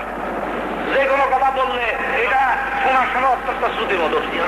শিল্পনীতি যখন ঘোষণা করেন তখন কারো সাধ্য নাই, পত্রিকা শোনার সময় বোঝা যাবে যে সারা দেশ শিল্পায়িত হয়ে যাইতেছে। শিল্পায়ন আমাদের দেশে দরকার মাননীয় স্পিকার। 54,000 বর্গমাইল এলাকার 10 কোটি মানুষ শুধুমাত্র কৃষির উপর নির্ভর করে এই দেশের অর্থনীতি লিখতে পারে না। এই দেশের শিল্পায়ন অপরিহার্য, কিন্তু শিল্পায়ন করার জন্য একটি সুস্থ শিল্পনীতির প্রয়োজন। ওই শিল্পনীতি চাই না যে শিল্পনীতির ধনী লুটেরারা ব্যাংকের টাকা আত্মসাৎ করে, সেই শিল্পপতিরা টাকা নিয়ে ব্যবসায় খাটায়, ইন্ডাস্ট্রিতে খাটা নাই, সেই শিল্পনীতি দেশের জন্য আসতে পারে না। মাননীয় স্পিকার, গত 11 বছরে বাংলাদেশ শিল্প ব্যাংক আর বাংলাদেশ শিল্প ঋণ সংস্থা 1248টা প্রকল্প অনুমোদন করেছে। তার মধ্যে মাত্র 37টা বাস্তবায়িত হয়েছে। মন্ত্রীর মুখের কথা, আমাদের কথা না। মাত্র 37 ভাগ হয়েছে। রাষ্ট্রায়ত্ত ব্যাংক থেকে 11 জন শিল্পপতিকে মাননীয় স্পিকার 11 জন শিল্পপতিকে 398 কোটি 51 লাখ টাকা ঋণ দেওয়া হয়েছে। 207 কোটি 16 লাখ টাকা ইতিমধ্যে তামাদি হয়ে গেছে, লোনের টাকা আদায় হয় না। এক এক সময় এসে শিল্পনীতি ঘোষণা করা হয়, সেখানে টাকা দেওয়া হয়, কিন্তু সেই টাকা শিল্পায়িত হয় নাই। আমরা চাই শিল্প খাতে যে টাকা দেয় হবে, সেই খাতে আমার দেশ ধীরে ধীরে শিল্পায়িত হোক। এই বছর প্রবৃত্তি যদি শিল্প খাতে 2 ভাগ থাকে, আগামী বছর 4 ভাগ হোক, তারপরে বছর 8 ভাগ হোক, আমরা ক্রমশ এগিয়ে যাই। কিন্তু আমরা পেছনের দিকে যাচ্ছি মাননীয় স্পিকার, আমরা সামনের দিকে এগোতে পারছি না। তার একমাত্র কারণ এই সরকারের কোন নির্দিষ্ট নীতিমালা নাই। এই সরকার জনগণের সরকার নাই বিধায় তারা জনগণের মঙ্গল চায় না বলেই তারা আজকে সুনির্দিষ্ট কোনো কর্মসূচি নিতে চায় না। মাননীয় স্পিকার, এক ছেলে নাকি করে স্কুলে যাওয়ার সময় অনেক দেরি হয়ে গেছে, বারবার দিনে আসার মাসে। হেডমাস্টার সাহেব জিজ্ঞাসা করছে, তুমি স্কুলে আসতে দেরি করছো কেন? বলে যে হুজুর, অত বড় পিছলা, হাঁটতে গেলে এক কদম সামনের দিকে দিলে 2 কদম পিছের দিকে যায়। বলে যে তাহলে তুমি আসলা কিভাবে, তুমি তো পেছনের দিকে চলে যাওয়ার কথা। বলে যে হুজুর, যখন দেখবেন পা পিছলে যায়, রাগ হইয়া বাড়ির দিকে রওনা হইলাম, তখন পিছনের দিকে আস্তে আস্তে স্কুলে আসতে বললাম। সরকারের এই অবস্থা, রাগ হইয়া পেছনের দিকে রওনা হলে সামনের দিকে না যায়, পিছনের দিকে 1 কদম করে আগাই দিচ্ছে। কোথায় হয়েছে বলেন? বিরাষ্ট্রীয়করণ করে দিলেই আর দেশের শিল্প সমস্যা থাকবে না। বিরাষ্ট্রীয়করণ ব্যক্তি মালিকানা ছেড়ে দেওয়া হয়েছে, হাজার হাজার কোটি টাকার সম্পত্তি নষ্ট হয়েছে। অযোগ্যতা অদক্ষতার কারণে ইতিমধ্যে কলকারখানা বন্ধ হয়ে গেছে। শ্রমিক ছাঁটাই চলছে, লে অফ চলছে। মাননীয় স্পিকার, আমার জিরায় খালিদা সুতাকল আজকাল জুট মিল এখানে আছে। এগুলি সব বহু লাভজনক প্রতিষ্ঠান বিরাষ্ট্রীয়করণ করার পরে গত 18 মাস যাবৎ নেওয়া আছে। জেলা প্রশাসন থেকে শুরু করে সমস্ত লোকেরা মন্ত্রী সাহেবের চেষ্টা করে মালিককে টাকা নিতে পারে নাই। পয়সা রয়েছে সেই মিলের টাকা বিক্রি করে দিতেছে, টাকা পয়সা নিয়ে যাইতেছে। 14 মাস পর্যন্ত হালিমা সুতাকল খুলে নাই। তার কত কারণ তারা সেই মিল চালানোর জন্য নাই। এইটার থেকে নিয়ে বাকি যে যুগ আছে সেই যুগ থেকে খুব মজাটা আবার ফেরত দিয়ে দিবে। ইতিমধ্যে ফেরত দেওয়া শুরু হয়ে গেছে। 1972 সালে মাননীয় স্পিকার আমাদের শিল্প উৎপাদনের 90% ছিল সরকারি খাতে। বর্তমানে মাত্র 160টা ইউনিট আছে মালিকানায়। মাত্র 20 শ্রমশক্তি আছে সরকারি খাতে নিয়োজিত। আজকে কেন হয় নাই? আজকে হয় নাই তার একমাত্র কারণ হলো যে এই সমস্ত মিল কলকারখানা বিনা টেন্ডারে এদের মূল্য ঠিক করা হয় নাই সুবিধাজনক ভাবে। সুবিধাজনক শর্তে মালিকদের কাছে ফেরত দেওয়া হয়েছে। প্রথম দিকে এই প্রক্রিয়া সরকার বলতেন যে বিরাষ্ট্রীয়করণ এই কলকারখানাগুলোর মধ্যে লোকসান হয়, সেই জন্য এগুলি ফেরত দিয়ে দিতে হবে। জাতীয় তহবিল থেকে গভর্নমেন্টের ট্রেজারির থেকে এগুলি আর পোষা যায় না, সুতরাং এগুলি ছেড়ে দিলে ভালো। প্রথম দিকে এটা বলে শুরু করলেন 82 সনে। এই 82 সনে যখন শুরু করলেন তখন আস্তে আস্তে কিছু ছাড়লেন। ছাড়ার পরে এখন আর আসল কথার মধ্যে এসে গেছে। এখন আর লোকসানের কথা বলেন না, এখন সরাসরি সংসদে দাঁড়িয়ে বলেন যে 1972 সালে এগুলির রাষ্ট্রায়ত্তকরণের পদক্ষেপটাই বুঝছিল। মাননীয় স্পিকার এই পদক্ষেপ আমরা গ্রহণ করি নাই। 1969 গণ আন্দোলনে এদেশের মানুষের কাছে আমরা ওয়াদাবদ্ধ ছিলাম যে আমার দেশে 22 পরিবারের সৃষ্টি হবে না। বৃহৎ শিল্প, কলকারখানা, ব্যাংক, বীমা, ইন্স্যুরেন্স আমরা ন্যাশনালাইজ করবো, দেশের মানুষের সম্পত্তিতে পরিণত করবো। 70-এর রক্ত ধরা স্বাধীনতা সংগ্রামে বাংলাদেশের 30 লাখ মানুষ রক্ত দিয়ে আমাদের সেই ম্যান্ডেট অনুমোদন করেছে। সেই লক্ষ্যে আমরা আজকে বলেছিলাম যে আমার দেশের এই শিল্প কলকারখানা জাতীয়করণ করা হবে। আজকে যারা বলেন যে 1972 সালের এই জাতীয়করণের বিল জাতীয়করণ করার সিদ্ধান্ত ভুল ছিল, আমি দৃপ্ত কণ্ঠে বলতে চাই তারা বাংলাদেশের স্বাধীনতার মূল্যবোধের সঙ্গে বিশ্বাসঘাতকতা করছেন। তাদের সেই অধিকার নাই। যদি সেটাই হইতো যে লাভ লোকসানের ব্যাপার, পত্রপত্রিকার হাজার হাজার কোটি টাকার হিসাব দিচ্ছে মাননীয় স্পিকার। 1973, 74, 1979, 80, 1980, 81, 1982, 83 সালে রাষ্ট্রীয় খাতে সামগ্রিকভাবে আর্থিক লাভ প্রদর্শন করা আস্তে আস্তে শুরু করা হয়েছিল। এই 4 বছরে সামগ্রিকভাবে আমাদের রাষ্ট্রায়ত্ত খাতের লাভ ছিল 241 কোটি 60 লক্ষ টাকা। এই 10 বছরে রাষ্ট্রায়ত্ত খাতের লোকসানের পরিমাণ ছিল 159 কোটি 90 লক্ষ টাকা।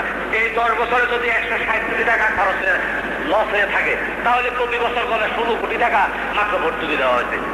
কিন্তু পত্রিকা খুললে দেখা যেত যে সেখানে হাজার হাজার কোটি টাকা আমরা এই শিল্প খাতের লোকসান দেই। সরকারি হিসাবে আছে আমরা ওই 4 বছরে গড়ে মাত্র 10 বছরে গড়ে মাত্র 16 কোটি টাকা করে ভর্তুকি দিতে, আর বেশি দেয় নাই। এটা যে প্রচারণা চলছে সেটা নিঃসন্দেহে এই জাতীয়করণ মূল্যের দিকে করার জন্য। 1982 সালের জুন মাসের পর থেকে এই সরকার যখন আসে ক্ষুদ্র এবং মাঝারি ধরনের মোট 21টা কারখানা, শিল্প কারখানা পুঁজি প্রত্যাহার করে। এগুলি 78% ছিল লাভজনক। লম্বা শিল্পনীতি একটা ঘোষণা করার পরে সঙ্গে সঙ্গে দ্রুততার সঙ্গে তারা ঘুরে করে 32টা পাটকল, 28টা বস্ত্রকল প্রাক্তন মালিকদের হাতে ফিরিয়ে দেওয়া হয়। এই ক্ষেত্রে টেন্ডারের মাধ্যমে দাম নির্ধারিত হয় নাই। প্রাক্তন মালিকরা নানাবিধ অনুকূল সত্যের সমন্বয়ে মাত্র নামমাত্র মূল্যে সেগুলি খরিদ করছেন। হিসাব করলে দেখা যাবে এই সুবিধাজনক বিনিময়ের সময় পাটকল মালিকরা 303 কোটি টাকা সুবিধা দিতেন, বস্ত্রকল মালিকরা 150 কোটি টাকা লাভ করছেন। যার সঠিক অর্থ হল এই 453 কোটি টাকা সরকারকে ঠকাইতেন, জনগণকে ঠকাইতেন, এই মিলগুলি গঠন করছেন। তারপরে মাননীয় স্পিকার দেখতেছি মহামান্য রাষ্ট্রপতি শেয়ার কিনেন। গ্রাহক মুবারকবাদ জানাই, প্রকাশ্যে শেয়ার কিনছেন। একটু হাবাইতে প্রকাশ্যে কিনছেন শেয়ার বিরাষ্ট্রীয়করণের। অপ্রকাশ্যে কত টাকা শেয়ার আছে আল্লাহ জানে, আমরা এটার হিসাব দিতে পারবো না। প্রকৃতভাবে তিনি আজকে প্রকাশ্যে এসে শেয়ার কিনা এই জাতির শিল্প কল কারখানাকে ধ্বংস করে দেওয়ার জন্য শুভ উদ্বোধন ঘোষণা করলেন।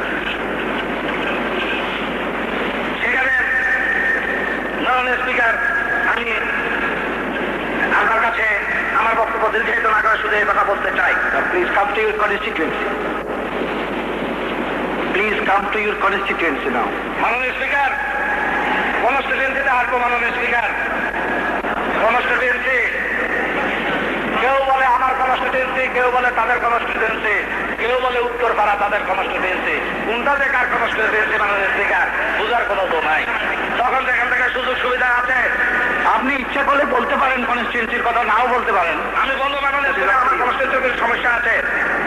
আমার মাননীয় স্পিকার না না কাটাকাটি নাই। এই সরকারের আমলে কথা আমি কিছুটা বিরক্তি করেছি। মাননীয় অর্থমন্ত্রী আছেন, তার কাছে আমার একটা প্রাণের জিজ্ঞাসা, তিনি কি মুক্ত মন নিয়ে এখানে বসেছেন? তিনি কি আমাদের পরামর্শ নেবেন? তিনি কি আমাদের পরামর্শ গ্রহণ করবেন? তিনি কি আমাদের সেই পরামর্শের আলোকে তার সিদ্ধান্ত প্রত্যাহার করবেন? করবেন না, কারণ তাদের মধ্যে একটা আমিত্ব বোধ আছে। আমি যা করি সেটাই সঠিক, আমি বড়, আমার থেকে আমার দেশ বড় না, আমার থেকে আমার জাতি বড় না, এই যে আমিত্ব বোধ এসেছে সেই থেকে আমার বিশ্বাস হয় না এই অর্থমন্ত্রী কোনো রদবদল করবেন। শুধু একটা নাটকে মঞ্চস্থ করছেন, নাটক মঞ্চস্থ করছেন, বাজেট দিয়েছেন, আমরা আলোচনা করি, ট্রান্সপোর্টেশন হবে, তাড়াতাড়ি আপনি গিলোটিন করবেন, সেটা পাস হয়ে যাবে। এটা একটা নাটকের মহারা মাননীয় স্পিকার। যদি সত্যিকার মন নিয়ে আসেন, অর্থনৈতিক সমস্যা কোনো দলের সমস্যা নয়। একটা জাতির অর্থনৈতিক দুরবস্থা কোনো দলের সমস্যা হতে পারে না, এটা একটা জাতীয় সমস্যা। সরকারি দল বিরোধী দল সবার জন্য অর্থনৈতিক দুরবস্থা আমাদের জন্য দুর্বিষহ। আমরা যেখানে থাকি আমাদের এলাকায় শুধু সুখে অসুবিধা থাকবে, আপনার অসুবিধা থাকবে তা হয় না। মাননীয় স্পিকার আপনি লক্ষ্য করেছেন, ট্রেজারি ব্যাংকের মাননীয় সদস্যরা একদিকে বলেন সারা দেশে উন্নয়নের জোয়ার চলছে, কোনো অভাব নাই, অসুবিধা নাই। গত 5 বছরে সারা দেশের মানুষ উন্নয়নের জোয়ারে ভেসে গেছে, দেশ কেবল সামনের দিকে এগিয়ে যেতেছে। পাশাপাশি বক্তৃতা দেওয়ার সময় শেষের দিকে এসে নিজের এলাকার 3 মাইল রাস্তা কার্পেটিংয়ের জন্য খরচ করলেন ফাঁসে পাইয়া। গত 5 বছর পর্যন্ত কি করলেন? কার তোয়াজ করলেন, কারে মারহাবা দিলেন, কারে জিন্দাবাদ দিলেন, নিজের রাস্তাঘাটের ব্যবস্থা করতে পারেন নাই। মাননীয় স্পিকার, এই সরকারের কাছ থেকে আমরা কিছু আশা করতে পারি না। আগে চিন্তা করতে হবে সরকারের চরিত্র কি। যে সরকারের চরিত্র এক নায়কত্বের চরিত্র, যে সরকারের চরিত্র ধনীদের পৃষ্ঠপোষকতার চরিত্র, যে সরকারের চরিত্র দেশের বিত্তশালীর লোকদের দ্বারা প্রভাবিত হয়, সেই সরকারের কাছ থেকে জনগণের উন্নতি আশা করা যায় না। যে সরকারের স্বজনপ্রীতি দুর্নীতির কথা গভীরভাবে আসক্ত, যে সরকার জাতীয় এবং আন্তর্জাতিক ভাবে আজকে দুর্নীতির বেড়াজাল ছড়িয়ে ফেলেছেন, যে সরকার এক ব্যক্তির যথেচ্ছাচারে আজকে পাগল হয়ে গেছেন, কোন মাননীয় সদস্য কিংবা মন্ত্রীর কিছুই করার নাই। রাষ্ট্রপতি যেটা শেষ রাখতে বলবেন এটা ফাইনাল। সুতরাং এক ব্যক্তির যথেচ্ছতার যেখানে স্বীকৃত, যে সরকারের সামরিক বাহিনীর কর্মচারী হয়ে চাকরি মিলে মাননীয় স্পিকার, দুর্ভাগ্য মাননীয় ট্রেজারি ব্যাংকের সদস্যরা বলেন দেশে বেকার সমস্যা আছে, কিন্তু আরেকটা শ্রেণী আছে, একটা হলে 2টা পায়, তারা গাছেরটা খায়, তলারটা কুড়ায়। একজন ব্যাংকের কর্নেল, কর্পোরেশনের চেয়ারম্যান। এই কথা খেয়াল করেন নাই? আজকে কেন বলেন 416 কোটি টাকার কর না দিলে দেশ অচল হয়ে যাবে? 416 কোটি টাকা ওই যে বিশেষ খাত থেকে বাদ দিতে পারেন না, যদি মুরুদ থেকে বাদ দেন পারবেন না। 416 কোটি টাকা করে দেওয়া 3 বছরে 3 গুণ করছেন, যদি একটা বাজে ইন্ডিয়া থেকে দিয়ে চালাইয়া ফটি চলে যায়, 11 জনের বাইরে চলে যায়, তখন তেল লাগিয়ে দিয়ে ঘুমাইতেছে, তারপরে বছরের পর বছর কোটি কোটি টাকা বরাদ্দ বানাইতেছেন। ওইখান থেকে 416 কোটি টাকা বাদ দিয়ে দেন, বাদ দিয়ে দিলে 1 পয়সা 100 লাগবে না। আপনাদেরকে সানন্দ অভিনন্দন জানাবো। এটা করতে পারবেন না। বিভিন্ন দূতাবাসের যে সমস্ত অপচয় হচ্ছে সেগুলি রোধ করেন, অপচয় রোধ করেন, অনুন্নয়নশীল যাতে ব্যয় হ্রাস করেন, তাহলে জনগণকে করের বোঝা বহাইতে হবে না। এই কথা না বলে বলেন যে বাজেটটাকে আমরা বুঝি না। তো এখান থেকে একজনে বাজেট বুঝতে একটু আগে বুঝে একদলীয় শাসনা শেখ রেহানার ইন্টারভিউ, এটার নাম বাজেট। বাজেট আমরা বুঝি না। আমার মহিলা সদস্য বলছেন যে আগের বাজেট তুলে নাকি একটাও দেখি নাই, সময় করে একটু আইসেন, দেখাবো, বুঝাইয়া দেবো, বুঝ পাওয়া দেবো। আগের করে না বুঝে ছেড়ে পাবে না। মাননীয় স্পিকার, আপনার কাছে আমার দাবি থাকবে, এই বাজেট জনগণের বাজেট নয়। এই বাজেটের মধ্যে জনগণের উপর অযৌক্তিকভাবে করের বোঝা চাপিয়ে দেওয়া হয়েছে। এই বাজেটের দেওয়ার কোনো দিক নির্দেশন, অর্থনৈতিক মুক্তির কোনো দিক নির্দেশন নাই। এই বাজেট থেকে কর প্রত্যাহার করতে হবে, কর যেগুলি আছে সেগুলি প্রত্যাহার করে দিতে হবে। মাননীয় স্পিকার, কর প্রত্যাহারের একটা পথ দিলাম। এটা তো অর্থনৈতিক উন্নয়নের কোনো পথ নাই, এখানে পরনির্ভরশীলতা আরো বাড়বে। এবছর 85 লাখ, সামনের বছর এই সময় যদি আল্লাহ আপনারা টিকে রাখে, লক্ষণ খুব খারাপ। যদি টিকে থাকি তাহলে এগুলি পছন্দ করে না তারা। 5 বছর তেল মারতে মারতে এমন চেষ্টা করছেন, এখন একটু সমালোচনা করলে গায়ের মধ্যে লাগে, বলবে কি ওই সংসদ এগুলি। বাজেট করতে 5:30 লইয়া গেছে, 7টার সময় এসে অনুমোদন করে দিচ্ছে। এখন যখন সংসদ হয়েছে একটু গায়ে জ্বালা করা লাগে আমরা যখন এগুলি বলি। এগুলি পারবেন না, কারণ এখানে যখনই আমরা কথা বলবো সেই কথাগুলি মনে করবেন যে বিরোধিতার খাতিরে নাকি আমরা বিরোধিতা করি। আমরা যদি বলি আমরা বিরোধিতার খাতিরে শুধু বিরোধিতা করি না, আপনারা সমর্থনের খাতিরে সমর্থন করেন। বুকে হাত দিয়ে বলেন যে বাড়িগঞ্জের বন্ধুরা এখান থেকে লবি পার হইয়া যখন হোস্টেলে যাইলেন তখন আপনার চেহারা এটা থাকতো না। এটার ভিতর আসতে কথা বলতে পারেন না, এটার ভিতর আসতে কথা বলতে পারেন না। একজন সরকারি দলের সদস্য আমাকে টেলিফোন করে বলছে যে একটু উঠান না সংসদের মধ্যে। কি উঠাবো বলতে আমরা তো পারি না। কি হয়েছে?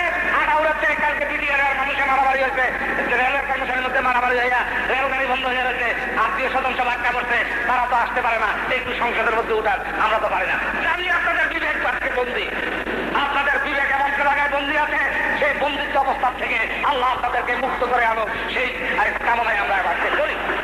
আপনারা পারেন না সত্যকে সত্য বলতে, আপনারা পারেন না মিথ্যাকে ঘৃণা করতে।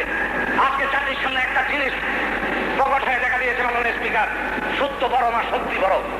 শক্তির কাছে সত্য পরাভূত হবে কিনা এই কথা আজকে জাতির সামনে আমাদের আজকে ঠিক করার সময় এসেছে।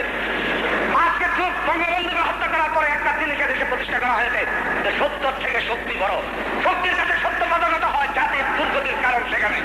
আসুন আজকে ঐক্যবদ্ধ ভাবে সত্যকে প্রতিষ্ঠিত করি, সত্যর কাছে শক্তিকে পদানত করে দিয়ে জাতিকে সামনে থেকে একটা দিক নির্দেশনা দেয়। এটাই হোক আজকে আমাদের দাবি। আমার সৌভাগ্য যে আমার নেত্রী আমার কিছু সময় বাড়িয়ে দিয়েছেন। ট্রেজারি ম্যাচের মাননীয় সদস্যদের কাছে আমি কৃতজ্ঞ, তারা আমার কথা মনোযোগ সহকারে শ্রবণ করেছেন। আজকে আপনাদের কাছে দাবি থাকবে, আসুন আমরা ঐক্যমত করি। সেই ঐক্যমত জাতীয় অর্থনৈতিক মুক্তির পথ। সেই অর্থনৈতিক মুক্তির পথে আজকে গঠনমূলক যে কোনো প্রস্তাব আসলে আপনারা গ্রহণ করার জন্য মানসিকতা তৈরি করুন। আমরা বিরোধী দলের এখান থেকে বলছি দেখছি সেখানে হচ্ছে, সেটা হবে না। ভূমিকর আপনার এলাকায় কৃষক নাই, আপনার এলাকায় কৃষককে ভূমিকর দিতে হবে না, আপনার কৃষকের কাছে জবাব দিতে হবে না, আপনাকে সেখানে জবাব দিতে হবে না। যদি দাম জবাব দিতে হবে, না দিলে হয়তো দেওয়া লাগবে না। আপনাদের কাছে আমার অনুরোধ থাকলে এই ভূমিকর স্বাধীনতার পরে তাও জনগণের ম্যান্ডেট নিয়ে আমরা 25 বিঘা জমির খাজনা মাফ করেছিলাম। 25 বিঘা জমির খাজনা শুধু মাফ করি নাই, স্বাধীনতার পরে হাট বাজারের রিজনেদারি আমরা উচ্ছেদ করে দিয়েছিলাম। পাকিস্তান আমলের সমস্ত সুদ আমরা মৌকুব করে দিয়েছিলাম। আজকে আবার ভূমিকর আরোপিত হয়েছে। মাননীয় স্পিকার, এই 23 কোটি টাকার জন্য বাংলাদেশের মানুষকে আজকে নতুন করে করের বোঝা চাপিয়ে দিয়েছেন। স্বাধীনতার মূলনীতি, স্বাধীনতার চেতনা বিরুদ্ধ এই সমস্ত কথা, কারণ স্বাধীনতার পূর্বে আমরা দেশের জনগণের কাছে ওয়াদাবদ্ধ ছিলাম। আজকে হাট বাজারের রিজনেদারি দেওয়া হচ্ছে মাননীয় স্পিকার। হাট বাজারের রিজনেদারি দিচ্ছে, হাট বাজারের উন্নয়ন নাই। এমন কোন হাট বাজার নাই যেখানে উন্নয়ন হচ্ছে। ক্রেতা বিক্রেতা সেখানে দুর্ভোগ আছে। নিজেরা বলেন যে কোথায় আছে হাট বাজারের উন্নতি হয় না, হাট বাজারের রিজনেদারি বসেছে। আজকে জমির খাজনা বসেছে মানুষের উপর নতুন করে। আজকে কিসের উন্নতি হয়েছে? হাসপাতালে 1 টাকা 2 টাকা 3 টাকা করে বসিয়েছেন। মাননীয় স্পিকার, রুগী হইয়া হাসপাতালে যায়, লাশ হইয়া বাড়ি আসে। ঔষধ নাই, পথ্য নাই, ব্যান্ডেজটা নাই, একটা জীবন রক্ষাকারী ঔষধ নাই। রুগী যখন যায় লাশ খাওয়া গাড়ি নিয়ে গেটের মধ্যে অপেক্ষা করে কখন লাশের কেরাইয়া পাইব। বাইরে পয়সা থাকে, লাল নীল কিছু রিচার্জ দেয়, তার জন্য ট্যাক্সে বসায় দিলেন। অমানবিক মাননীয় স্পিকার, অমানবিক। যেখানে চিকিৎসা ব্যবস্থা বিপুল উন্নতির দরকার, যেখানে দেশের হাসপাতালগুলি, থানা হেলথ কমপ্লেক্সগুলিতে সুচিকিৎসা করার ব্যবস্থার দরকার, সেখানে অমানবিক ভাবে মাননীয় স্পিকার 1 টাকা 2 টাকা 3 টাকা করে বাংলাদেশের মানুষের উপর লাগাইয়া দিল না। আজরাইলের পথ দেখাইল মাননীয় স্পিকার।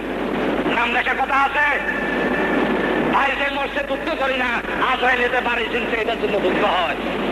এই আজরাইলের পথ দেখাইল যাত্রা করে শিক্ষায় স্বাস্থ্য খাতে টাকা দিয়া, এরপরে যখনই আসবে যে সরকারে আসবে 200 রাজ্যে পরিবর্তন তখন হইব।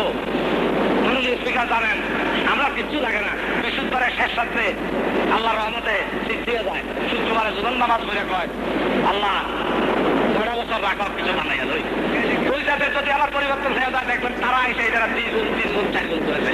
বাংলাদেশের মানুষের উপর এই ট্যাক্স আবার বাড়তে থাকবে, শিক্ষার ক্ষেত্রে বাড়তে থাকবে। বলা হয়েছে এই শিক্ষা ক্ষেত্রে নাকি বেতন বাড়াইলে সমতা আসবে শিক্ষা ক্ষেত্রে। মাননীয় শিক্ষামন্ত্রী এখানে উপস্থিত আছেন, তিনি একটা শিক্ষা কমিশনও করছেন। তিনিও চান শিক্ষা ক্ষেত্রে একটা সমতা আসক, বৈষম্য দূর হোক। এইটা নিয়ে বৈষম্য দূর হওয়ার পর যে একজনের বেশি আছে তোমারটাও বাড়াই দাও, তাহলে সমান হবে। ওইটা কমাইয়া এটা সমতা করা যায় না। আমরা তো দাবি করে আসতেছি যে গোটা শিক্ষা ব্যবস্থাকে, আজকে দিনে সারা জাতির দাবি যে গোটা শিক্ষা ব্যবস্থাকে আজকে জাতীয়করণ করে দেশের 10 কোটি মানুষকে শিক্ষা থেকে নিশ্চিত করতে হবে। আমাদের সুযোগ নয়, শিক্ষা জাতির অধিকার। একটি স্বাধীন দেশের, একটি সাংবিধানিক রাষ্ট্রের শিক্ষা একটি অধিকার হিসেবে প্রতিষ্ঠিত হোক, এটাই আমরা চাই। আজকে শিক্ষার বেতন, স্কুল কলেজের বেতন শুধু না বাড়ে, আজকে আসুন গোটা শিক্ষা ব্যবস্থাকে আমরা ঢেলে সাজাই, একটি সুষম বৈষম্যহীন শিক্ষা ব্যবস্থা চালু করে, যাতে আগামী দিনের ভবিষ্যৎ আমাদেরকে ধিক্কার না দেয়। আজকে দেশের কি অবস্থা হয়েছে, আজকে গরিবের সন্তানেরা ফাইনাল স্কুলে পড়ে, ধনীর কলেজে পড়ে, কিন্ডার গার্ডেনে পড়ে। আজকে মেধার কোনো প্রতিযোগিতা নাই, আজকে মেধা ক্ষেত্রে অসম প্রতিযোগিতা দেখা দিয়েছে। সেই জন্য আজকে আসুন কাদারি ব্যাংকের বন্ধুরা, সমস্ত শিক্ষা ব্যবস্থাকে ঢেলে সেজে আমরা একটি নতুন শিক্ষা ব্যবস্থা প্রণয়ন করি। সেই শিক্ষা ব্যবস্থার মাধ্যমে মেধার প্রতিযোগিতা হবে। ক্যাডেট কলেজে পড়ে, কিন্ডার গার্ডেনে পড়ে, আর ভাঙা প্রাইমারি স্কুলে পড়ে মেধার প্রতিযোগিতা হয় না। মাননীয় স্পিকার, আজকে জাতিকে দ্বিধা বিভক্ত করা হচ্ছে শিক্ষা ক্ষেত্রে। সেই ক্ষেত্রে আমি আপনাদেরকে অনুরোধ করবো, আসুন আমরা নতুন শিক্ষা ব্যবস্থা কায়েম করি। মাননীয় স্পিকার, আমার এলাকা সম্বন্ধে কিছু কথা বলে আমি শেষ করি। আমার ভয় হয়, মাননীয় স্পিকার, ভয় হয় কুমিল্লার মানুষ যখন যেটা চায় পাশের জেলার তারা সেটা পাইয়া যায়। এখন আমি চাইলে এটা আবার কোন জেলা পাইয়া পায়, এটা ভালো লাগতেছে। দ্বিতীয় বিশ্ববিদ্যালয়ের দাবি করছিলাম আমরা 62 সালে, আমাদের এখানে অনেক মন্ত্রী আছেন। আমরা যেটা দাবি করি আমরা প্রতিবেশী জেলায় সেটা পাই। আমরা দাবি করলাম তৃতীয় বিশ্ববিদ্যালয়, চলে গেল সাতগাঁও। আমরা নগরে আবার করলাম যে বিশ্ববিদ্যালয় চলে গেল ছিলেন। এখন আমি যদি বিশ্ববিদ্যালয় দাবি করি, এটা কোন জায়গায় যায় আল্লাহ জানে। এই অবস্থাতে কোথায় যায় আল্লাহ করতে পারে। এই ভয়ে আমি কিন্তু দাবিও করতে চাই না। মাননীয় স্পিকার, কুমিল্লা কৃষির ক্ষেত্রে অগ্রণী ভূমিকা প্রতিষ্ঠিত। কুমিল্লার মাঠ বলে দিবে কুমিল্লা কোথায় আরম্ভ কোথায় শেষ। আপনারা মাননীয় সদস্যরা আপনাদের দাওয়াত লইলে আসেন, ফসলের মাঠ বলে দেবে কুমিল্লার কোথায় শুরু আর কোথায় শেষ, আয়তন বলে দিতে হবে না। কুমিল্লার চাষিরা প্রগ্রেসিভ ফার্মার কিংবা আজকে তারা কৃষি ক্ষেত্রে অনেক অগ্রগতি সাধন করেছে। কুমিল্লার প্রতিষ্ঠিত হয়েছে পল্লী উন্নয়ন একাডেমি, যার অভিজ্ঞতা লব্ধ অভিজ্ঞতার থেকে আজকে সারা কুমিল্লা নয় সারা দেশে সেই কৃষি ক্ষেত্রে আমরা একটা বিপ্লবের সূচনা করতে পেরেছি। সেই প্রেক্ষিতে আমাদের একটা ইনফ্রাস্ট্রাকচার আছে, আমাদের একটা অবকাঠামো আছে কুমিল্লায়। আমি আপনাদের মাধ্যমে এই মহান সংসদের কাছে দাবি করব, আমাদের কুমিল্লায় অনবিলম্বে একটি কৃষি বিদ্যালয় প্রতিষ্ঠিত হোক, সে ব্যাপারে আপনারা ঐক্যমত পোষণ করবেন। মাননীয় স্পিকার, আমার এলাকার সমস্যা সম্পর্কে আমি দীর্ঘায়িত না করে আপনাকে ধন্যবাদ দেবো আমার বক্তব্য দেওয়ার জন্য। আপনি আমাকে যথেষ্ট সময় দিয়েছেন, সুযোগ দিয়েছেন, এটা আমার পরম সৌভাগ্য। এই দ্বিতীয় জাতীয় সংসদে যখনই আমি বক্তৃতা দিতে উঠেছি, স্পিকারের চেয়ারে আপনি ছিলেন। এটা একটা কোইন্সিডেন্ট বলা যেতে পারে, এবং আপনি আমাকে যথেষ্ট সুযোগ দিয়েছেন। আমি আমার বক্তব্য শোনার জন্য সবাইকে ধন্যবাদ জানিয়ে কুমিল্লা জেলার ডাকাতিয়া নদীর সংস্কার সহ কুমিল্লা বিমানবন্দর এলাকার যে সমস্ত মানুষ ব্রিটিশ আমলে ক্ষতিগ্রস্ত হয়েছেন, যাদের ক্ষতিপূরণ দেওয়া হয় নাই, যাদের জমি এইভাবে নেওয়া হয়েছে, তাদের সেই বিমানবন্দর এলাকা অনবিবাহিত জমি স্থায়ী বন্দোবস্ত প্রদানের জন্য সংশ্লিষ্ট মন্ত্রণালয় ব্যবস্থা নেবেন, সেই আশাবাদ ব্যক্ত করে আপনাকে পুনরায় ধন্যবাদ জানিয়ে সংসদের সকল মাননীয় সংসদ সদস্যকে ধন্যবাদ জানিয়ে আমি আমার বক্তব্য শেষ করছি। জয় বাংলা।